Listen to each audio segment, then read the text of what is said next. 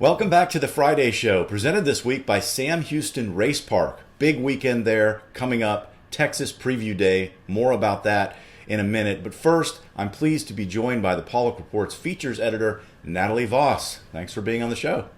Thank you, Scott.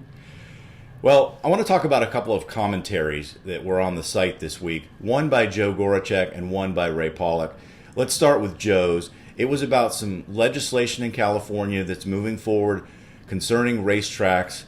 One of the things in there is to create a pharmacy at the racetrack, a one-stop shop where veterinarians would have to get their drugs in order to give them to the trainers' horses. Now, of course, individual vets do this on their own. What do you think about the idea of a central pharmacy? Well, I think it could be a really useful way to sort of control the supply of pharmaceuticals to the backstretch. It would certainly be useful for the racetrack and the regulators to know who's ordering what and what horses might be on some of those pharmaceuticals as they try to make sure horses are fit to race. I do think if you ask certain veterinarians, they may have some concerns about how a racetrack pharmacy, a single pharmacy like that, would control pricing and supply, especially for something that needed to be compounded. We talk a lot about sketchy compounds, but there's a lot of really legitimate, necessary uses for compounded drugs as well. It might sort of provide veterinarians with the opportunity to change their business model a little bit, which might be a good thing for them as well.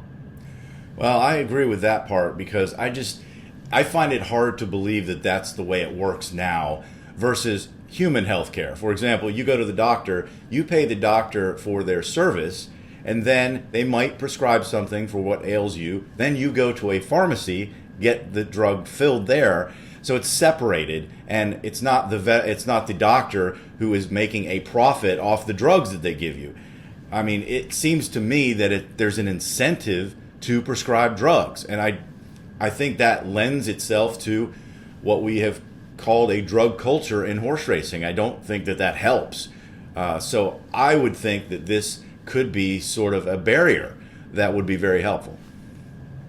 Yeah, I've heard this discussed a lot at the AAEP annual convention through the years, especially in the racing-only groups. And what veterinarians have said is that they've kind of backed themselves into a corner with this business model where they at some point began charging for treatments and giving clients a break on the charge for services, like a lameness evaluation is, often for non-racing veterinarians is usually one of the most expensive pieces of your bill.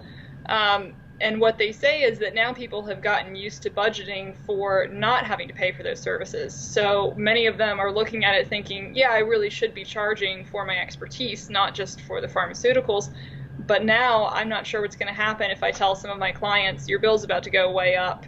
And where are they going to go to try to get horses assessed? Are they going to start doing it themselves? So I understand their hesitation about that might come with sort of unintended consequences if they try to do that. Yeah, I can see that, and I can also see some logistical issues where in the middle of the night, if something happens to a horse and the pharmacy's not open, so you don't have access. But I think these are things that can be worked out. The word change is always scary to horse racing people for some reason, and this would be a change. I think it would help, though, in terms of being able to better control the use of medication in the sport. Because right now we don't know what's happening out there in a lot of cases, and we don't have a good way to keep track of it. When you go to a pharmacy to fulfill a prescription for yourself, and say you get 90 days worth of pills, you can't go back in 30 days and then get another 90 days worth. You have to wait until the 90 days are up to get those pills. So there's a regulation there. There's a structure in place to prevent you from overusing a medication. That's not really in place right now in horse racing. So to me, the central pharmacy would be not only a way to do that, but then also to keep statistics and a database and keep track of things better so that we have more of an idea of what is happening on the backstretch. It certainly seems like it would be worth a try over the current system.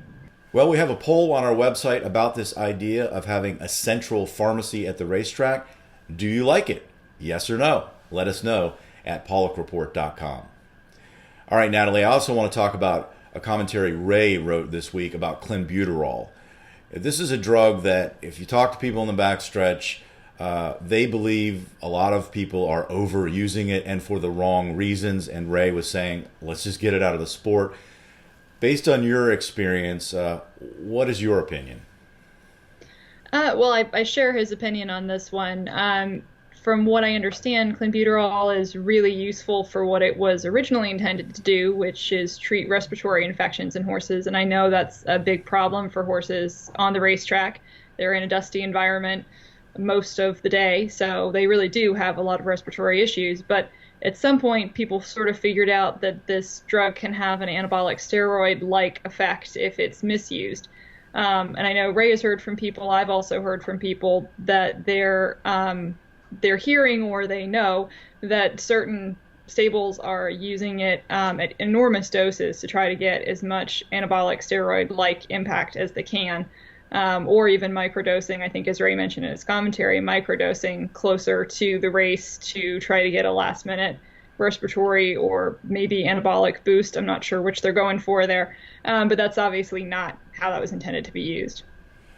And the withdrawal periods are pretty far out compared to some other drugs. I mean, 14 days I think is the closest one. But the steroidal effect, from what I've read, lingers. So there's still, even if you have the withdrawal time set, it doesn't necessarily take away the effect of the drug in being used in that manner.